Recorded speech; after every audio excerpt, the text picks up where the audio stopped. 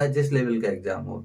तो देखिए, जैसा कि हमने संविधान सभा के बारे में जब बात की थी, तब हमने बताया था 9 दिसंबर 1946 को संविधान सभा में पहली बार सभी लोग इकट्ठे हुए। यानी पहली बैठक 9 दिसंबर 1946 को हुई थी। उसके कुछ दिन बाद यानी 13 तारीख को पंडित जवाहरलाल नेहरू एक प्रस्ताव लेकर संविधान सभा में पहुंचे और उन्होंने उस प्रस्ताव को रखा। ये प्रस्ताव 20 जनवरी 1947 को पारित हुआ। इसे नाम दिया गया उद्देश्य प्रस्ताव, और इसी उद्देश्य प्रस्ताव का नाम है प्रस्तावना, क्योंकि उद्देश्य प्रस्ताव में जो जो कुछ लिखा हुआ था उसी को काट छाट करके सजा करके बढ़िया से बनाई गई संविधान की प्रस्तावना। तो देखिए, संविधान की प्रस्तावना का मतलब होता है संविधान की दर्शन।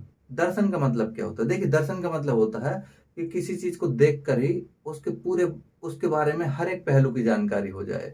जैसे कि जब आप संविधान की प्रस्तावना को पढ़ लेते हैं तो आपको यकीन मानिए पूरे संविधान के बारे में पता पड़ जाता है। यानी कोई व्यक्ति को अगर अच्छे से संविधान की प्रस्तावना पता है तो वो ये बता सकता है आसानी से कि हमारे पूरे संविधान में होगा क्या, मुख्य रूप से क्या क्या होगा। जैसे अगर आपसे कहा जाए कि आप अपना परिचय दीजिए, तो आप बताते हैं ना कि हमारा जन्म यहाँ हुआ, हमारी स्कूली शिक्षा यहाँ से हुई, और उसके बाद हम बाहर पढ़ने के लिए गए, हमारे जीवन में ये कुछ रहा। आप मुश्किल से 2 मिनट के अंदर अपना पूरा जीवन परिचय बता देते हैं। उसी तरह से ये क्या है, संविधान का जीवन परिचय। इसी को कहते हैं संविधान की कुंडली। कुंडली तो जानते ही होंगे, ब्याह शादी जो होते हैं तो जन्म पत्री जो बनाई जाती है, दिखाई जाती है, वही होती है कुंडली। जैसे कुंडली के द्वारा तय होता है ना आपके जीवन का आगे का वैवाहिक जीवन क्या कैसा है, वैसे ही इसी से पता पड़ता है कि हमारा संविधान क्या कैसा है। तो संविधान की प्रस्तावना हमने बता दिया कि इसको क्या कहते हैं, संविधान का दर्शन। यानी इसको देखकर ही कोई पूरे संविधान के बारे में बता सकता है। और इसी को कहते हैं संविधान का परिचय पत्र। यानी इसको पढ़ लीजिए, ये क्या है, परिचय पत्र पूरा। तो एक बार बता देते हैं कि संविधान की प्रस्तावना में लिखा क्या है। देखिए, संविधान की प्रस्तावना में लिखा हुआ है, हम भारत के लोग भारत को संपूर्ण प्रभुत्व संपन्न समाजवादी पंथ निरपेक्ष लोकतंत्रात्मक गणराज्य बनाने के लिए तथा इसके सभी नागरिकों में सामाजिक आर्थिक राजनीतिक न्याय, विचार अभिव्यक्ति विश्वास धर्म उपासना की स्वतंत्रता, प्रतिष्ठा एवं अवसर की समानता तथा उन सभी में व्यक्ति की गरिमा और राष्ट्र की एकता अखंडता व बंधुत्व को बढ़ाने वाले आदर्शों को, इसी के आगे दिया हुआ है हमारे संविधान को अपनाए जाने की तारीख। तो बताइएगा कमेंट में कि हमारे संविधान को किस दिन अपनाया गया। ठीक है, तो इस तरह से हमारे संविधान की पूरी प्रस्तावना है। तो प्रस्तावना को नहीं रटना है, बल्कि हमको प्रस्तावना के विभिन्न पहलुओं को समझना है जो एग्जाम के पॉइंट ऑफ व्यू से महत्वपूर्ण है। जो बोर्ड पर लिखा हुआ देख रहे हैं, ये लगभग पूरी प्रस्तावना में जो कुछ भी है वो सब कुछ यहाँ लिखा हुआ है। तो एक एक पॉइंट की हम बात करेंगे और उसके बारे में जानेंगे, क्योंकि इसके प्रत्येक शब्द का अपना मतलब है और प्रत्येक शब्द कहीं ना कहीं एग्जाम में ऑलरेडी पूछा जा चुका है। तो देखिए, अगर हम अपने संविधान की प्रस्तावना को देखेंगे, उसमें 2 तरह की बातें आती हैं। एक होती है सैद्धांतिक, एक होती है राजनीतिक। सैद्धांतिक का मतलब होता है कि ऐसी बातें जो सैद्धांतिक यानी सिद्धांत पर आधारित हैं, कि हम ऐसा करेंगे, हमें ऐसा बनना है। होता है ना, जैसे हर किसी के अपने कुछ सिद्धांत होते हैं कि हमको बड़े होकर ऐसा बनना है। ठीक है, तो वो क्या होते हैं, आपके टारगेट। इसी तरह हमारे संविधान के भी कुछ क्या है, हमारा संविधान भी बताता है कि हम किस तरह के सिद्धांत अपनाए हुए हैं, तो वो यहाँ पर लिखे हैं। उसके बाद राजनीतिक पक्ष, मतलब हमारे देश में राजनीतिक पक्ष का मतलब होता है कि राज व्यवस्था हमारी किस तरह की होगी, हम किन किन पहलुओं पर बल देंगे, तो वो यहाँ लिखा हुआ है। सबसे पहले बात करते हैं सैद्धांतिक पक्ष की। सैद्धांतिक पक्ष में सबसे पहला पॉइंट आते हैं प्रभुत्व संपन्न। प्रभुत्व संपन्न को ही कहते हैं संप्रभु, इंग्लिश में इसी को कहते हैं सॉवरेन। देखिए, संप्रभु का मतलब क्या होता है, समझिए। देखिए, संप्रभु का मतलब होता है कि कोई भी देश जो अपने आंतरिक यानी देश के अंदर के और देश के बाहर के सभी मामलों में निर्णय लेने के लिए स्वतंत्र हो, वो कहलाता है संप्रभु। जैसे एक समय तक हम लोग ब्रिटेन के नियंत्रण में थे, ब्रिटेन के अधिकार में थे। हमारे सभी फैसले कौन लेता था, ब्रिटेन। हमको किस देश के साथ संबंध बनाना है, हमको किस देश के साथ व्यापार करना है, कौन तय करता था, ब्रिटेन। या फिर हमारे देश के अंदर किस तरह की व्यवस्था होगी, ये भी कौन तय करता था, ब्रिटेन। लेकिन जब ब्रिटेन का शासन खत्म हुआ 1947 में, तब हमने क्या लिखा अपने संविधान में, प्रभुत्व संपन्न, कि हम एक संप्रभु देश हैं। संप्रभु देश का मतलब है हमारे जिस देश के साथ संबंध बनाने की इच्छा होगी हम बनाएंगे, हमें जिस देश के साथ जैसे व्यापार करना होगा वैसे करेंगे, हमें अपने देश के अंदर जैसे नियम कानून लागू करने होंगे हम करेंगे, हम बाहर के किसी की बात नहीं मानेंगे, बल्कि हमारे देश के लोगों की जो जरूरतें हैं, हमारे देश के लोगों की जो आकांक्षाएं हैं, उसी को ध्यान में रखते हुए हम क्या करेंगे, नियम कानूनों को बनाएंगे। ये होता है संप्रभु। जैसे मान लीजिए कहा जाए कि आप संप्रभु हैं या नहीं, तो खुद सोच कर देखिए, अगर घर वालों से पैसा रुपया लेते हैं तो घर वालों की बात भी माननी पड़ती होगी, ज्यादा से ज्यादा। मान कर चलिए ना भी लेंगे, बात तो तब भी मानते हैं, लेकिन जब लेते हैं तो उनकी हर बात माननी पड़ती होगी। इसका मतलब है उस समय आप संप्रभु नहीं है। तो ये होता है संप्रभुता। संप्रभुता बताया था शुरुआत में ही, किसी भी राष्ट्र का आभूषण होता है। अगर कोई भी राष्ट्र संप्रभु नहीं है तो उसका जीना बेकार है। जैसे कहते हैं ना कि अगर कोई व्यक्ति जिसका चरित्र ही नहीं है, उसका जीने से अच्छा है मर जाना। ऐसे ही संप्रभुता है। संप्रभुता को कहा जाता है राज्य का आभूषण। राज्य मानकर चलिए अगर संप्रभु विहीन है तो उस राज्य का कोई मतलब नहीं, पता नहीं, उस पर जो जिसका मन करेगा वही अत्याचार करेगा। कोई भी बाहर से आएगा उस पर क्या करेगा, अधिकार कर लेगा और वहां के नागरिकों का शोषण करेगा। तो ये होता है संप्रभुता, तो समझ लीजिएगा। उसके बाद अगला शब्द है समाजवादी। देखिए समाजवादी का मतलब होता है एक ऐसी व्यवस्था जिसमें समाज के कल्याण को सबसे प्रमुख स्थान दिया जाएगा। यानी समाज में अगर भेदभाव है, समाज में अगर असमानता है, समाज में गरीब और अमीर की खाई बहुत गहरी है, या फिर समाज में बहुत अधिक तरह का क्या है, विषमता है, तो समाजवादी व्यवस्था कहती है कि सरकार का काम होगा कि सब चीजों को पहले तो अपने नियंत्रण में लेगी। सरकार हर काम को अपने नियंत्रण में लेगी और इसी के साथ साथ लोगों के जो भेदभाव है उसको कम करने का प्रयास करेगी। यानी जो गरीब हैं उनकी स्थिति में सुधार करने का प्रयास करेगी, ज्यादा से ज्यादा सुधार करेगी, और अमीर और गरीब के बीच की जो ये खाई देख रहे हैं ना, इसको संतुलन में लाने का प्रयास करेगी। ये मॉडल लिया है हमने सोवियत संघ से, समाजवादी। देखिए जब संविधान बना उस समय समाजवादी शब्द को कहीं नहीं जोड़ा था। अब कहेंगे इसका मतलब संविधान निर्माता की सोच ऐसी थी ही नहीं कि समाज में समानता है। गलत बात, ऐसा नहीं है। संविधान निर्माता अच्छे से जानते थे और वो चाहते भी थे कि हम किस तरह के देश बने, एक समाजवादी देश। यानी हम लोगों के कल्याण के लिए काम करें। सरकार क्या करे, सरकार लोगों के हितों के लिए काम करे। लेकिन समस्या क्या थी, जिस समय हम आजाद हुए उस समय पूरी दुनिया दो भागों में बटी हुई थी। एक थे भाई साहब अमेरिका के नेतृत्व में नाटो, दूसरे थे सोवियत संघ के नेतृत्व में। ये दोनों लड़ रहे थे। सोवियत संघ वाले कहते थे हम तो समाजवादी हैं, अमेरिका वाले कहते थे हम पूंजीवादी हैं। अब बताइए, अगर भारत कहता कि हम भी समाजवादी हैं तो अमेरिका क्या कहता, तू भी किसके साथ है, रूस के साथ, सोवियत संघ के साथ, इसलिए हम तुमको भी नहीं छोड़ेंगे, तुमसे भी हम पंगा लेंगे। तो भारत चाहता था कि हम बेवजह इतने 200 सालों के बाद तो आजाद हुए हैं, हम क्यों इनके झमेले में पड़े। तो हम लोगों ने क्या किया, हमारी सोच तो समाजवादी थी लेकिन हमने समाजवाद शब्द को लिखना जरूरी नहीं समझा संविधान में। क्या फायदा, फालतू लिख लेते तो अमेरिका के दुश्मन बन जाते उसी समय, इसलिए हमने नहीं लिखा। लेकिन समय के साथ क्या हुआ, जब देखा कि अमेरिका का झुकाव किसकी ओर है, पाकिस्तान की ओर, पाकिस्तान की मदद कर रहा, चाइना की मदद कर रहा, अब हम परेशान हो गए। हमने कहा यार परेशान कर लिया अमेरिका। उसके बाद 1971-2 में जो वॉर हुआ था बांग्लादेश के साथ, उस समय अमेरिका खुलकर आ गया सामने पाकिस्तान के, पाकिस्तान से कह रहा कि तू आक्रमण कर, हम तो उसको सब कुछ देगा। अब भारत का दिमाग खिसका, तो भारत ने रूस से मदद लिया, सोवियत संघ से। सोवियत संघ ने कहा ठीक है, सोवियत संघ ने, अमेरिका की योजना थी भारत में परमाणु बम छोड़ने की, लेकिन सोवियत संघ ने जहां से अपना वॉरशिप लगा दिया, सो अमेरिका इतनी तेजी से भागा वापस, दोबारा आया भी नहीं है। तो जब हमको स्पष्ट हो गया कि रूस हमारा सच्चा दोस्त है, सोवियत संघ हमारे सच्चा दोस्त है, तो हमने फिर उसको क्या किया, एक संविधान संशोधन किया जिसको कहते हैं 42वां संविधान संशोधन, और एक शब्द जोड़ दिया, क्या, समाजवादी। अब जिसका डर था पहले से कि अमेरिका के दुश्मन न बन जाए, अब हमने कहा कि अब दुश्मनी हो तो हो। अमेरिका तो वैसे ही हमारा बिना बोला हुआ दुश्मन है, हमसे बोला नहीं है लेकिन दुश्मनी वाले काम तो सब करता है। हमारे पड़ोसी का हमेशा साथ देता है, चीन की मदद करता है। जब भारत विरोधी काम कर ही रहा है तो क्यों ना हम खुलकर कहें कि हम समाजवादी हैं। तब हमने लिखा समाजवादी। नहीं तो इससे पहले हमारे संविधान में जो डीपीएसपी प्रावधान है वो भी समाजवादी लक्षण थे। यानी कि कह सकते हैं कि समाजवाद के लक्षण तो पहले से थे, लेकिन समाजवाद शब्द को हमने शुरुआत में नहीं लिखा। कब लिखा, 42वें संविधान संशोधन से। अगला शब्द है पंथ निरपेक्ष। ये बहुत महत्वपूर्ण शब्द है, इसको आए दिन देखते होंगे चर्चा में रहता है। जब से ये सरकार आ गई तब से तो ये शब्द और चर्चा में रहता है। देखिए पंथ निरपेक्ष का मतलब होता है एक ऐसी शासन व्यवस्था जिसमें देश का कोई धर्म नहीं होगा। यानी जैसे पाकिस्तान है इस्लामिक राष्ट्र है, अरब है इस्लामिक राष्ट्र है, या फिर कोई ईसाई राष्ट्र होता है। लेकिन पंथ निरपेक्ष का मतलब होता है कि राज्य का कोई धर्म नहीं होगा। राज्य का काम होगा कि देश के अंदर जितने भी धर्म हैं ऐसी स्थिति उत्पन्न करे कि सभी धर्म अपने आप को विकास या विकसित कर पाए। यानी हर धर्म के लोग अपने आप को विकसित कर पाए, हर धर्म के लोग अपने धर्म को आगे बढ़ा पाए, ऐसी परिस्थितियों को पैदा करेगा राष्ट्र। ये अच्छी बात है। अब सोच कर देखिए, भारत है, भारत में किस धर्म के लोग नहीं हैं? सनातन, मुस्लिम, क्रिश्चियन, यहूदी सब तो हैं यहाँ पर, पारसी।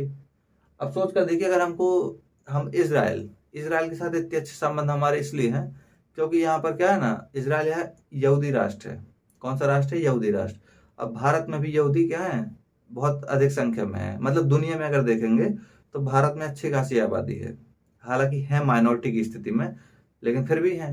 और उन्हीं की बदौलत हमारा संबंध इसराइल के साथ बहुत अच्छा है, क्योंकि यहूदी यहाँ बहुत पहले आ गए थे और उनको भारत में कभी भी कोई तकलीफ नहीं हुई धर्म को लेकर। भारत की विशेषता है कि यहाँ जिस जिस धर्म के लोग आते हैं किसी भी तरह के अपने धार्मिक कर्म कांडों को पालन करते हैं बढ़िया तरीके से, उन्हें कोई दिक्कत नहीं होती। इसीलिए तो कहते हैं कि हमारा देश क्या है, विविधता में एकता वाला देश है। अलग अलग धर्म, जाति, मजहब के लोग हैं, लेकिन सबकी सोच, संस्कृति सब कुछ एक सा है। एक दूसरे से ना जलते हैं, ना एक दूसरे को मारकाट पर उतारू रहते। बाकी दुनिया में धर्म को लेकर न जाने कितने युद्ध होते हैं। तो पंथ निरपेक्ष का मतलब है एक ऐसा राष्ट्र जो सभी धर्मों के विकास को बढ़ावा देगा, लेकिन राष्ट्र का कोई धर्म नहीं होगा। आजकल देख रहे होंगे हिंदू राष्ट्र वाली बात चल रही है, अलग अलग तरह के लोग, कुछ बाबा लोग भी कह रहे हैं हिंदू राष्ट्र होने की। देखिए, हिंदू राष्ट्र होगा तो इसका क्या फायदा क्या नुकसान, ये अलग बात है। लेकिन एक बात समझ लीजिए, हिंदू राष्ट्र होगा तो कुछ लोग कह रहे हैं कि रामचरितमानस को राष्ट्रीय पुस्तक घोषित कर दी जाए, गाय को राष्ट्रीय धन, राष्ट्रीय पशु घोषित कर दिया, इस तरह की चीजें। लेकिन एक बात समझिए कि अभी हम पंथ निरपेक्ष राष्ट्र हैं, यानी दुनिया के सभी राष्ट्रों से हमारे संबंध बहुत अच्छे हैं। सांस्कृतिक आधार पर हमारे यहाँ हर धर्म के लोग हैं, तो हम हर धर्म के लोगों के माध्यम से पूरी दुनिया के साथ अच्छे संबंध है। जैसे गल्फ कंट्री जाएंगे, हमारे यहाँ मुस्लिम आबादी है, गल्फ कंट्रियों के साथ हमारे अच्छे संबंध किसके कारण चलते हैं? मुस्लिम आबादी के चलते। हमारे यहाँ यहूदी हैं, यहूदी के चलते हमारे किसके साथ संबंध है? इसराइल के साथ। हमारे संबंध यूरोपीय देशों के साथ हैं, क्योंकि यहाँ क्रिश्चियन भी है पर्याप्त संख्या में। तो अगर हम हिंदू राष्ट्र घोषित कर देंगे तो कहीं ना कहीं हम ये भी तो बताना चाह रहे हैं कि अन्य धर्म के लोग शायद यहाँ सुरक्षित नहीं है। तो ये बात भविष्य की है कि क्या होगा क्या नहीं होगा, लेकिन सबसे अच्छा होता है पंथ निरपेक्ष राष्ट्र, क्योंकि दुनिया में बहुत ही कम है जो वास्तव में पंथ निरपेक्ष है। भारत इसका जीता जागता उदाहरण है। यहाँ तक कि ये भी कह सकते हैं कि दुनिया में अगर कोई इतनी बड़ी आबादी वाला पंथ निरपेक्ष राष्ट्र है तो वो सिर्फ और सिर्फ इंडिया। इसके बाद देखिए, तो पंथ निरपेक्ष शब्द को भी 42वें संविधान संशोधन 1976 के द्वारा जोड़ा गया था। उसके बाद लोकतंत्र। देखिए, लोकतंत्र का मतलब होता है एक ऐसी शासन व्यवस्था जिसमें लोग क्या करते हैं, अपने प्रतिनिधियों को चुनते हैं और वही प्रतिनिधि पार्लियामेंट में जाते हैं, वही प्रतिनिधि सरकार में होते हैं। यानी लोकतंत्र का सीधा मतलब समझिए, लोकतंत्र का मतलब है ऐसी शासन व्यवस्था जिसमें सर्वोच्च शक्ति किसके हाथ में होती है? लोगों के हाथ में। जैसे भारत की बात करें तो भारत में आप देखते होंगे कि लोग ही सब कुछ है, सर्वे सर्वा है। हम लोग ही क्या करते हैं, नेताओं को चुनते हैं, वही नेता कहाँ जाते हैं? विधानसभा में, वही कानून बनाते हैं, और विधानसभा में से ही कुछ लोग कहाँ जाते हैं? सरकार में, जिसको हम कार्यपालिका कहते हैं। तो सबसे ज्यादा शक्ति किसके हाथ में है? लोगों के हाथ में। और इसका जीता जागता उदाहरण होता है वोटिंग। प्रत्येक 5 साल में स्वतंत्र रूप से वोटिंग होती है, स्वतंत्र और निष्पक्ष रूप से मतदान हर व्यक्ति देता है। ये क्या है? यही अधिकार है लोकतंत्र का। तो समझ गए, लोकतंत्र का मतलब एक बहुत फेमस पंक्ति है लोकतंत्र के बारे में, जो कि अब्राहम लिंकन ने दी थी गेट्सबर्ग में अपने भाषण में। उन्होंने कहा था लोकतंत्र का मतलब है जनता का, जनता के लिए, जनता के द्वारा किए जाने वाला शासन। तो यही पंक्ति आज भी मानी जाती है। हालांकि लोकतंत्र का सीधा मतलब समझ लीजिए कि ऐसी व्यवस्था जिसमें लोग ही क्या करते हैं, सरकार को बनाते हैं, चुनते हैं। इसके बाद है गणराज्य। देखिए, गणराज्य का मतलब होता है एक ऐसी शासन व्यवस्था जिसमें देश में सर्वोच्च पद जो है, देश का सर्वोच्च पद, उस पद में भी कोई पद वंशानुगत नहीं होगा, यानी वंश के आधार पर नहीं बैठेगा। अब मान लीजिए हमारे यहाँ राष्ट्रपति है, तो ये नहीं है कि राष्ट्रपति के बाद उसका लड़का राष्ट्रपति, फिर उसका लड़का राष्ट्रपति। जैसे वो मूवी आया था ना एक, उस मूवी में कहते हैं ना, राजा का बेटा राजा नहीं बनेगा।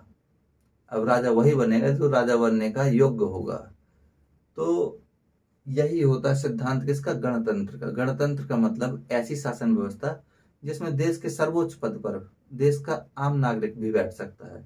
अभी का मतलब ये नहीं है कि गली चलते कोई भी आदमी कहे हमको राष्ट्रपति बनना, हम क्यों नहीं बन सकते। बन सकते हो, लेकिन राष्ट्रपति बनने की एक प्रक्रिया होती है। राष्ट्रपति बन ऐसा नहीं है कि कोई हर कोई का मन करे तो वो बन जाए। पहली चीज तो राष्ट्रपति बनने के लिए कुछ योग्यताएं होती हैं, योग्यता भी पालन कर लोगे, उसके बाद पार्लियामेंट में कुछ सदस्य चाहिए होते हैं जो आपके सपोर्ट में होंगे, नहीं इस व्यक्ति को राष्ट्रपति के रूप में हम खड़ा होने की अनुमति देते हैं। और जब खड़े हो जाओगे तो फिर वोटिंग भी होती है। तो ऐसा नहीं कि हर कोई राष्ट्रपति बन जाएगा। तो गणराज्य का मतलब है कि देश के सर्वोच्च पद पर चुना हुआ व्यक्ति ही बैठा जाएगा। अब वो डायरेक्टली चुना हो या इनडायरेक्टली चुना हुआ होगा। ठीक है, चुनाव भी दो तरह से होते हैं, एक तो प्रत्यक्ष, एक अप्रत्यक्ष। प्रत्यक्ष का मतलब है जिनको हम सीधे सीधे चुनते हैं, और दूसरा है अप्रत्यक्ष। अप्रत्यक्ष का मतलब हम जिसको सीधे नहीं चुनते हैं। जैसे हम लोग विधायक और सांसदों को सीधे चुनते हैं, और फिर हमने जिन विधायक सांसदों को चुना है यही राष्ट्रपति को चुनते हैं। तो राष्ट्रपति का चुनाव हो गया अप्रत्यक्ष, बाकी इनका हो गया प्रत्यक्ष। अब बात करते हैं राजनीतिक पक्ष। देखिए, राजनीतिक पक्ष की यदि हम बात करें तो प्रस्तावना में बात की गई है न्याय की। तो न्याय का मतलब क्या होता है? न्याय का मतलब होता है कि समाज में एक ऐसी व्यवस्था बनाई जाए कि जहां अपराध करने वाला व्यक्ति जो है उसको दंड मिले, और जिसके साथ गलत हुआ है उसको क्या मिले, उसको हर्जाना मिले, या फिर उसके साथ जो जाती हुई है उसकी पीड़ा को कम करने का प्रयास किया जाए। ये होता है न्याय का सिद्धांत। तो न्याय की बात की गई है संविधान में। किस किस न्याय की बात की गई है? यही क्वेश्चन पूछा गया था यूपीएससी में कि हमारे संविधान में कौन से न्याय की बात की गई है। तो सामाजिक, आर्थिक और राजनीतिक। सामाजिक का मतलब होता है कि समाज में रहने वाले अलग अलग जाति, धर्म, मजहब के जो लोग हैं उन सब में कोई भेदभाव नहीं किया जाएगा, सबको समान रूप से कानून लागू होगा, समाज में सबको समान रूप से सम्मान प्राप्त होगा। ये होता है सामाजिक। दूसरा है आर्थिक। आर्थिक का मतलब है समाज में इतनी ज्यादा ऊंच नीच न रहे कि कोई आदमी कई अरबों खरबों की संपत्ति का मालिक है तो किसी के पास दो वक्त की रोटी खाने का भी पैसा नहीं है। जैसे देखते होंगे पहले जमींदार लोग थे, उनके पास बहुत बड़ी बड़ी बड़ी जमीनों के टुकड़े थे, और बहुत बड़ी आबादी के पास एक झोपड़ी लायक भी जमीन नहीं थी। तो सरकार का की सरकार ने पहले संविधान संशोधन किया, और सरकार ने ऐसे लोगों की संपत्ति को छीनना शुरू कर दिया, और वो संपत्ति धीरे धीरे बांटना शुरू कर दिए उन लोगों में जिनके पास कुछ नहीं था। क्यों? ताकि समाज में समानता आए। इसी तरह देखते होंगे समाज में राशन वगैरह सरकार देती है। जो लोग बहुत ज्यादा गरीब स्थिति में है, आजकल तो देख रहे होंगे हर किसी को मिल रहा है, वो चुनावी एजेंडा है, वो चुनाव के लिए दिए जाते हैं। लेकिन वास्तव में समाज में, हर समाज में कुछ लोग ऐसे होते हैं जो अपना पेट भी नहीं भर पाते हैं। ऐसे लोगों के लिए किसका किसकी जिम्मेदारी है इन लोगों के लिए काम करे? सरकार की। सरकार की मुख्य जिम्मेदारी यही है कि जो समाज में वंचित लोग हैं, वंचित का मतलब जिनके पास कोई चीज है नहीं, या फिर वो सामान्य लोगों की तरह नहीं है, तो उनके लिए सरकार काम करे। यही कहलाता है आर्थिक न्याय। उसके बाद राजनीतिक न्याय। राजनीतिक न्याय का मतलब होता है कि समाज में सभी व्यक्तियों को एक समान राजनीतिक अधिकार प्राप्त हो। जैसे नागरिकता है तो सभी को मिले। अब सभी का मतलब है जो एक क्राइटेरिया फॉलो करते हैं, यानी जो जो नियम बनाए गए हैं उस पर जो लोग आते हैं, नियम जिस मतलब नियम का जो पालन करते हैं उन सबको समान रूप से अधिकार दिए जाए। वोट देने का अधिकार, ये सब क्या है? ये राजनीतिक अधिकार है। एक वोट एक व्यक्ति। अब मान लीजिए आप जाएं, एक वोट देने जाएं, और आपके मोहल्ले का एक धनवान व्यक्ति लाला टाइप का जो जाए और वो भी वोट दे, तो कहा जाए कि वो उसने जो वोट दिया उसका एक वोट 100 वोट के बराबर है, और आपका एक वोट के बराबर है। तो क्या ये राजनीतिक न्याय है? नहीं। राजनीतिक न्याय का मतलब होता है चाहे अंबानी खड़ा हो या आप खड़े हो, जो वोट देगा तो एक वोट की कीमत सिर्फ एक ही होगी। उसके बाद देखिए, तो ध्यान रखिएगा न्याय कौन कौन सा है? सामाजिक, आर्थिक, राजनीतिक न्याय। ठीक है, या इसको कह दीजिएगा सार। सामाजिक, आर्थिक, राजनीतिक। उसके बाद स्वतंत्रता। देखिए, स्वतंत्रता का मतलब होता है कि आप पर कम से कम निर्बंधन या रोक टोक लगाई जाए। अब इसका मतलब ये बिल्कुल नहीं है कि रोक टोक ना लगाई जाए। क्या है कि अगर सोच कर देखिए, अगर घर वाले आप ही लोगों पर अगर रोक टोक ना लगाए तो आप लोग क्या करते? उथल पुथल मचा देते, देश दुनिया में प्रलय ला देते। पता पड़ा जिसका जो मन वही कर रहा। आज किसी से लड़ाई झगड़ा, कल किसी से कल कुट कर आ गए, फिर मारने गए, या फिर लूटपाट कर लिए किसी के यहाँ। तो स्वतंत्रता का मतलब ये नहीं है कि कोई रोक टोक ना हो, बल्कि स्वतंत्रता का मतलब है कि एक सीमित रोक टोक लगाई जाए, यानी इतना भी ज्यादा भी ना रोक टोक लगाई जाए कि आप अपने आप को विकास ही न कर पाए। पता पड़ा आपको कह दिए कि आपको घूमना नहीं है कहीं, और घूमने के चक्कर में एक कमरे में बंद रहे और आपकी हालत उस मेढक की तरह हो गई जो कुएं के अंदर रहता है, उसको लगता वही दुनिया है।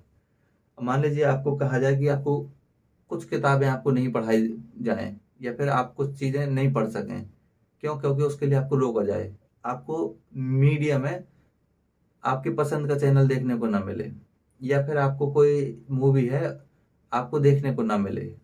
ये सब क्या है? इस सब से क्या होगा? इससे होगा क्या कि आपका विकास ही नहीं होगा, आपके सोचने समझने की क्षमता भी नहीं बढ़ेगी, आपके शरीर का विकास भी नहीं होगा। या फिर आपको कहा जाए आपको प्रोटेस्ट नहीं करना, आप चाहे जितना पीड़ित हो, चाहे आप जो करें, लेकिन आपको धरना नहीं दे पाना, या फिर आप सरकार का आलोचना नहीं कर सकते। जब ये इस तरह की रोक अगर लगा दी जाए आपको, तो जीवन मौत से भी बदतर हो जाएगा। तो स्वतंत्रता का मतलब होता है एकदम कम से कम रोक टोक लगाई जाए, अब बाकी जीने दिए है स्वतंत्र रूप से, कि अपना शारीरिक, आर्थिक, आध्यात्मिक, सामाजिक सब तरह का विकास कीजिए आप अपना। तो यही कहलाती है स्वतंत्रता। तो हमारे संविधान में कौन कौन सी स्वतंत्रता दी गई है, आइए जानते हैं। विचार की। विचार का मतलब होता है कि आपके दिमाग में कुछ भी आ सकता है, ये सरकार नहीं रोकेगी टोकेगी। बहुत से देशों में जाएंगे तो ये भी रोक टोक है, आपके दिमाग में कुछ भी उठ पटांग आता है, पता पड़ा धर ले जाएंगे आपको। आजकल तो मशीन भी आ गई जांच की। तो विचार की स्वतंत्रता, आपका जो मन मर्जी आप सोचने के लिए स्वतंत्र हैं। और जब विचार आएगा तो उसको कहीं ना कहीं तो बोलेंगे, क्योंकि कहते हैं कि जैसा दिमाग में सोचते हैं वही जुबान से निकलता है। तो अभिव्यक्ति, अपने जो विचार आए हैं, आपके जो आइडियाज हैं, उनको आप बोलिए, अभिव्यक्त कीजिए, इसकी भी स्वतंत्रता है आपको। उसके बाद विश्वास की। विश्वास का मतलब ये नहीं है कि रिश्ते नातों में विश्वास। विश्वास का मतलब है फेथ, ईश्वर से। यानी आप ईश्वर से जिस तरह से चाहें अपना विश्वास क्या करें, बनाए रखें। धर्म की स्वतंत्रता, आप किसी भी धर्म को अपना लें, सरकार को इससे कोई मतलब नहीं। कहा था ना पंथ निरपेक्ष, तो सरकार कहती है, हमारे प्रस्तावना क्या कहती है, स्वतंत्रता में धर्म की स्वतंत्रता, जो मन मर्जी आप वो धर्म अपनाइए। इसी का गलत फायदा कुछ लोग उठाते हैं। कुछ धर्म के लोगों को देखा होगा, लालच देते हैं या फिर डराते धमकाते हैं, अब कहते हैं आप अपना धर्म कन्वर्ट करो। क्यों? अब मान लीजिए आपके पास पैसे नहीं है, आपके घर में कोई माता जी बीमार है, और कोई धर्म का व्यक्ति आए और कहे कि हम इलाज के लिए पैसा देंगे, लेकिन आपको एक शर्त है, आपको धर्म चेंज करना पड़ेगा। तब कोई भी आदमी, ये तो गलत फायदा उठाना हुआ ना। मान लीजिए उसकी परिस्थितियां थी ऐसी, उसकी माता जी की बीमार थी, उसको तो पैसों की जरूरत थी, लेकिन अगर कोई व्यक्ति उसकी मजबूरी का फायदा उठाकर धर्म परिवर्तित कराता है, तो क्या ये सही है? नहीं सही है, गलत है। इसके लिए कानून बने हुए हैं, धर्मांतरण विरोधी कानून बने हुए हैं। यूपी, मध्य प्रदेश, महाराष्ट्र सभी जगह ऐसे लागू हैं, यानी बहुत सख्त हैं। लेकिन हाँ, अगर आपको अपने अंदर से लगता है कि नहीं हमें दूसरा धर्म स्वीकार करना है, तो शौक से कीजिए। प्रस्तावना में स्पष्ट तौर पर कहा है, धर्म की स्वतंत्रता, आप किसी भी धर्म को अपनाइए। उपासना की। जब कोई धर्म अपनाएंगे तो प्रत्येक धर्म के अपने कुछ क्रियाकलाप होते हैं। क्रियाकलाप का मतलब होता है, जैसे हिंदू हैं तो आप कहाँ जाएंगे, मंदिरों में जाएंगे, मठ में जाएंगे। बौद्ध हैं तो, अगर आप इस्लाम धर्म के हैं तो आप मस्जिदों में जाएंगे। क्रिश्चियन हैं तो आप कहाँ जाएंगे, चर्च में जाएंगे। सिख हैं तो गुरुद्वारा में जाएंगे। तो ये क्या है, ये धर्म के अंतर्गत आने वाले क्रियाकलाप। ये बताते हैं कि अगर आप सनातन धर्म के हैं तो आप मंदिरों में जा रहे हैं, यानी सनातन धर्म का पूजा स्थल क्या हुआ, मंदिर। इसी तरह इस्लाम का क्या हुआ, मस्जिद।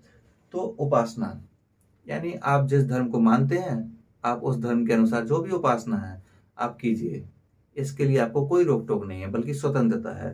तो समझिए कौन कौन सी स्वतंत्रता है। विचार की, यानी दिमाग में कुछ भी लाओ उसकी स्वतंत्रता है, और जो लाओ उसको जुबान से बोलो, इसकी भी स्वतंत्रता है, यानी अभिव्यक्ति की। जब ये स्वतंत्रताएं दी तो कहा कि आपको जिस ईश्वर को मानना है आप मानिए। विश्वास की, और जब विश्वास की है तो ईश्वर का संबंध किसी न किसी धर्म से है। उसके बाद दी धर्म की स्वतंत्रता, जो धर्म अपनाना वो अपनाइए। और उपासना, जिस धर्म को भी अपनाया है उसी के अनुसार अपना जो भी क्रियाकलाप है शौक से कीजिए, कोई नहीं रोकेगा। तो ये देख लीजिए कितना महत्वपूर्ण स्वतंत्रता है। उसके बाद समानता का अधिकार। समानता का मतलब होता है कि समाज में विषमता को कम करना, अमीर गरीब के बीच की ऊंच नीच की खाई कम करना। ऐसा भी न रहे कि समाज में एक व्यक्ति जो है इतना संपन्न है कि उसके कोई कष्ट ही नहीं है, और एक व्यक्ति ऐसा है जिसके जीवन में एक भी खुशी ही नहीं है। तो सरकार की जिम्मेदारी है कि ऐसी स्थिति को संतुलन बनाने का प्रयास करेगी। तो समानता किस चीज की? प्रतिष्ठा की एवं अवसर की। प्रतिष्ठा का मतलब होता है कि सभी व्यक्ति, कोई जाति पाति किसी भी उसका हो, सब समान है, किसी की डिग्निटी के साथ खिलवाड़ नहीं किया जाएगा। प्रतिष्ठा एवं अवसर की समानता। अवसर का मतलब होता है मुख्य रूप से अगर देखा जाए तो ये सरकारी नौकरियों के संदर्भ में है कि हर व्यक्ति जो एक निश्चित क्राइटेरिया को फॉलो करता है या पालन करता है, वो व्यक्ति क्या कर सकता है, बराबर एलिजिबल है। जैसे देखिएगा अगर कोई वैकेंसी आती है तो उस वैकेंसी में कोई भी व्यक्ति हो, अगर उस वैकेंसी की शर्तों को पूरा करता है तो वो फॉर्म फिल कर सकता है। ये होता है अवसर की समानता। यानी देश क्या करेगा, प्रत्येक नागरिक को समान रूप से अवसर उपलब्ध कराने का प्रयास करेगा। ये हमारे संविधान की प्रस्तावना में कहा गया है। इसके बाद देखिए बंधुत्व। बंधुत्व का मतलब होता है भाईचारा। एक देश में अलग अलग जाति धर्म मजहब के लोग रहते हैं। अब ये सोचिए अगर इनके बीच में मनमुटाव बना रहे तो ये आपस में लड़ते रहेंगे, और जब ये आपस में लड़ेंगे तो क्या कमजोर होगा, देश कमजोर होगा। और उसका फायदा कौन लोग उठाएंगे? जो देश के दुश्मन है, यानी हमारे अड़ोसी पड़ोसी या फिर बहुत शक्तिशाली देश। तो ऐसा ना हो इसके लिए हमारे संविधान की प्रस्तावना में लिखा है बंधुत्व। बंधुत्व का मतलब होता है भाईचारा। यानी भाईचारा का मतलब होता है कि ऐसी भावना रहे कि हर धर्म मजहब के लोग हमारे आपसी भाई हैं। जैसे दो भाइयों के बीच भावना होती है ना, उसी प्रकार की रहे देश के लोगों में भावना। तो बंधुत्व में कहा गया है एकता अखंडता। एकता का मतलब होता है कि एकजुट होकर रहे। एक सबसे पहले कहा कि एकजुट होकर रहिए। एकजुट होकर का मतलब है कि आपस में ही मत लड़िए भिड़िए, बल्कि एकजुट रहिए। दूसरा अखंडता। अखंडता का मतलब है ऐसी कोई बात ना कीजिए अलग होने की। देखा होगा अलग अलग समय में अलग अलग क्षेत्र से मांग उठती रही है कि हमें अलग राज्य बनाओ। पहले तो कुछ तो राज्य बोलते थे, कुछ तो ये भी बोले हमको अलग देश बनाओ। तो जो ये भावना ये कहाँ से आती है? अगर मान लीजिए किसी के साथ आप भेदभाव करें, और जैसे नॉर्थ ईस्ट में है, वहाँ के लोगों का सांस्कृतिक पहनावा, बातचीत की शैली सब अलग है। उनके उनसे कभी देखिएगा आप तो वो लोग थोड़ा सा कटे रहते हैं मेन स्ट्रीम वालों से, यानी हम लोगों से। कारण क्या है? हम लोग उनको शायद उतना सम्मान नहीं दे पाए हैं कि उनके अंदर ये अपनेपन की भावना जाग पाए। तो ये गलती किसकी है? हम लोगों की। तो इसी के चलते वहां पर पृथकतावादी यानी ऐसी मांगे उठती रही हैं कि हमको अलग करो। तो ये भावना ना उठने पाए, बल्कि देश के लोग इतना एकजुट होकर रहे कि उनको कोई तोड़ ना पाए। जैसे वो कहानी सुनी है ना, एक लकड़ी का बंडल रहता है और बंडल में क्या रहता है, बंधा रहता है पूरा। जब तक वो बंधा रहता है तब तक उसको कोई नहीं तोड़ पाता ना काट पाता है। लेकिन जैसे ही अलग अलग लकड़ी होती हैं, हर कोई उनको काट सकता है। यही होता है किसी भी देश की ताकत। क्योंकि देश में एक ही धर्म मजहब के लोग नहीं रहते हैं, विविधता होती है। और अगर उन लोगों में आपसी विश्वास है और आपसी एकता की भावना है, तब उस देश के अंदर कोई भी बाहरी शक्ति प्रवेश नहीं कर सकती है। तो ये होता है अखंडता। तथा व्यक्ति की गरिमा। देखिए कुछ भी हो जाए, किसी की गरिमा के साथ कोई खिलवाड़ नहीं कर। गरिमा का मतलब होता है कि आपकी भावनाओं को ठेस ना पहुंचे। समझे? जैसे मान लीजिए कोई व्यक्ति है, आपके लिए पानी लेकर आया, आपको पता पड़ा वो उस जाति का है, आपने पानी लेने से मना कर दिया। अब उस व्यक्ति को कितना ठेस पहुंचेगा? ये नहीं करना है। क्यों? ये उसकी गरिमा के विरुद्ध है। ऐसे ही गरिमा का मतलब है हमको हर किसी व्यक्ति को सम्मान देना है, बराबर सम्मान देना है।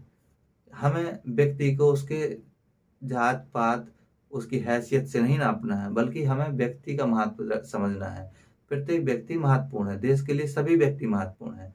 तो उसकी हमें किसी की भी डिग्निटी से हमें खिलवाड़ नहीं करना है। ये सब बातें कही गई हैं संविधान की प्रस्तावना में। एक बार और पढ़ लीजिए। संविधान की प्रस्तावना को संविधान का दर्शन कहते हैं या परिचय पत्र कहते हैं। इसी को परिचय पत्र किसने कहा, ये आपको कमेंट में बताना है। शायद इसके दो पहलू हैं, एक है सैद्धांतिक पक्ष, एक है राजनीतिक पक्ष। सैद्धांतिक पक्ष में कहा गया है प्रभुत्व संपन्न, समाजवादी, पंथ निरपेक्ष, लोकतंत्रात्मक। यानी हम इस तरह के राष्ट्र हैं। प्रभुत्व संपन्न, अपने आप में संपन्न है, स्वतंत्र है पूरी तरह से, कोई का हमें दबाव नहीं है, हम सब डिसीजन खुद लेते हैं। देखे थे ना पाकिस्तान के प्रधानमंत्री इमरान खान का कहे हैं कि भारत की विदेश नीति एकदम स्वतंत्र है। भारत नहीं देखता कि कौन है हमारा, भारत कहता कि हमको जो डिसीजन लेना है अपना, हम किसी की नहीं सुनेंगे, हम अपना खुद डिसीजन लेंगे। उसके बाद समाजवादी। समाजवादी हैं हम क्या, हमारे मूल मोटिव है कि जो लोग समाज के वंचित हैं जिनके पास कुछ नहीं है उनकी जरूरतों की पूरी करें। उसके बाद पंथ निरपेक्ष, हम पंथ निरपेक्ष राष्ट्र हैं। फिर लोकतंत्रात्मक, हमने जो व्यवस्था चुनी है वो लोकतंत्र है और दुनिया के सबसे बड़े और सबसे शक्तिशाली लोकतंत्र है। साथ ही साथ दुनिया का सबसे प्राचीनतम लोकतंत्र भी भारत में ही पनपा। उसके बाद गणराज्य, हम गणराज्य हैं, यानी हमारी व्यवस्था जो है वो लोकतंत्र और गणराज्य पर आधारित है। ठीक है। उसके बाद राजनीतिक में न्याय, सामाजिक आर्थिक राजनीतिक न्याय। उसके बाद स्वतंत्रता, तो विचार अभिव्यक्ति विश्वास धर्म और उपासना की स्वतंत्रता की बात की गई है। समानता, प्रतिष्ठा एवं अवसर की समानता। उसके बाद बंधुत्व, एकता अखंडता और व्यक्ति की गरिमा। इसके बाद सबसे महत्वपूर्ण दी हुई है संविधान की तारीख। उसमें ये लिखा हुआ है कि हमने संविधान को कब अपनाया है। 26 नवंबर 1949 को हमने संविधान को अपनाया था। अपनाने के लिए उसमें शब्द है अंगीकृत, आत्मार्पित और अधिनियमित। इन शब्दों के मतलब क्या होता है? देखिए, अंगीकृत का मतलब होता है कि हमने उसको अपना लिया है। क्या किया? अपना लिया। आत्मार्पित, हमने उसको अपने ऊपर खुद लागू किया है। और अंतिम शब्द है अधिनियमित। अधिनियमित का मतलब होता है इनएक्ट, यानी किसी चीज को लागू करना। अधिनियम क्या होते हैं? जैसे कोई बिल आता है, अधिनियम बन जाता है, तो इसका मतलब है कि वो अब क्या हो गया? लागू हो गया।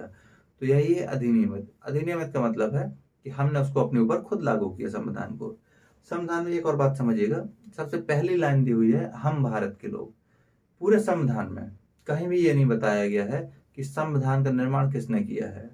तो पहली जो लाइन है हम भारत के लोग, बड़ा सुंदर तरीके से लिखा गया है। वही बताता है कि सबसे अधिक शक्ति किसमें है? भारत के लोगों में। यानी हम भारत के लोग, we the people of India, हम भारत के लोग। उसके बाद इतना लिखा हुआ है, समझिएगा हम भारत के लोग जो लाइन है वो पर्याप्त है बताने के लिए कि संविधान को कौन लिख रहा है, कौन बता रहा है संविधान को कि हमारा है, भारत के लोग। ठीक है। तो ये सभी चीजें जानना महत्वपूर्ण था और क्वेश्चन इन्हीं से आएगा। ये भी ध्यान रखिएगा जो अखंडता शब्द है इसको भी 42वें संविधान संशोधन अधिनियम 1976 के द्वारा ही जोड़ा गया था। ठीक है। तो इसको पहले नोट डाउन कर लीजिए जब तक। पिछले वीडियो में जब हमने ये बताया था कि संविधान के प्रावधान किस देश से कौन से प्रावधान लिए गए हैं, तभी हमने बताया था कि ये सामाजिक आर्थिक और राजनीतिक न्याय, कौन सा सामाजिक आर्थिक राजनीतिक न्याय, ये किस देश के संविधान से लिया गया है? तो ये लिया गया है सोवियत संघ के संविधान से, यानी रूसी क्रांति, रूस में क्रांति हुई थी, उसी से प्रेरित है ये सिद्धांत सामाजिक आर्थिक राजनीतिक न्याय। और इनको शामिल किया था सोवियत संघ ने अपने संविधान में, तो उसको हमने अपने संविधान में शामिल किया। इसी तरह स्वतंत्रता समानता और बंधुत्व, ये भी बताया था स्वतंत्रता समानता और बंधुत्व का आदर्श फ्रांस की क्रांति से लिया। तो ध्यान रखिएगा, रूसी क्रांति से क्या लिया गया है? न्याय, सामाजिक आर्थिक राजनीतिक न्याय। और फ्रांसीसी क्रांति से क्या लिया गया? स्वतंत्रता समानता और बंधुत्व का आदर्श। इसके अलावा ये भी समझ लीजिए, देखिए संविधान का परिचय पत्र पूछा जाता है कि किसने कहा था। तो एक संविधान सभा के सदस्य थे जिनका नाम था N.A. पालकीवाला। N.A. पालकीवाला संविधान सभा के सदस्य थे। इन्होंने ही प्रस्तावना को कहा था कि ये परिचय पत्र संविधान का। इसी प्रकार से ये समझ लीजिए एक सदस्य थे और संविधान सभा के जिनका नाम था K.M. मुंशी, बेहद महत्वपूर्ण सदस्य थे, बहुत ही अधिक महत्वपूर्ण। इन्होंने हर विषय पर बहुत महत्वपूर्ण काम किया है। तो K.M. मुंशी ने इसी प्रस्तावना को कहा था कि हमारे लोकतांत्रिक गणराज्य का भविष्य फल है। भविष्य फल होता है ना, जैसे जनपत्री इसको बोलते हैं, उसके आधार पर भविष्य के बारे में बातचीत की जाती है। तो वही है, इन्होंने कहा था कि प्रस्तावना हमारे लोकतांत्रिक जो हमारा गणराज्य है उसका क्या है? भविष्य फल। तो ये याद रखिएगा, ये 2 पॉइंट महत्वपूर्ण है। इसके अलावा एक और बात समझ लीजिए, अलग अलग समय में सर्वोच्च न्यायालय से पूछा जाता रहा है कि ये बताइए कि प्रस्तावना हमारे संविधान का भाग है या नहीं है। तो सर्वोच्च न्यायालय ने अलग अलग समय में अलग अलग निर्णय दिए। देखिए, सबसे पहले सर्वोच्च न्यायालय कहता रहा कि प्रस्तावना हमारे संविधान का भाग नहीं है। क्यों? इसलिए कहता रहा कि अगर सर्वोच्च न्यायालय कह देता कि प्रस्तावना हमारे संविधान का भाग है, तो संविधान का जो कुछ भाग होगा उसमें संशोधन करने की शक्ति किसको मिल जाएगी? पार्लियामेंट को। तो सर्वोच्च न्यायालय को चिंता थी कि अगर हमने ये कह दिया कि संविधान का भाग है, तो कल इस सर्वोच्च न्यायालय की बात सुनकर पार्लियामेंट में बैठक होगी और कुछ न कुछ इस प्रस्तावना में परिवर्तन कर देंगे। तो सर्वोच्च न्यायालय ने एक समय तक तो नहीं कहा, लेकिन एक बार फैसले में सर्वोच्च न्यायालय ने अपने शुरू किया कहना कि प्रस्तावना संविधान का भाग है। और जब ये कहा तो उसी के तुरंत बाद क्या हुआ? संशोधन, जिसको कहते हैं 42वां संविधान संशोधन। और 3 नए शब्द जुड़े। कौन से? पंथ निरपेक्ष समाजवादी और एक अखंडता। लेकिन ये बहुत ही अच्छे शब्द थे और उचित समय पर जुड़े थे, तो सर्वोच्च न्यायालय को लगा नहीं, अब जड़ता नहीं करनी चाहिए, बल्कि अब थोड़ा बहुत छूट दे देनी चाहिए। तो सर्वोच्च न्यायालय ने कहा कि प्रस्तावना संविधान का भाग है और संसद इसमें संशोधन भी कर सकती है, लेकिन जो भी संशोधन करेगी वो अच्छे संशोधन होने चाहिए। मतलब कुछ भी ऐसा नहीं है कि इसमें काट छाट करके घटा दे। कुछ नई चीजें ऐड कर सकती है, अच्छी चीजें ऐड कर सकती है। तो ये शक्ति किसके पास है? पार्लियामेंट के पास।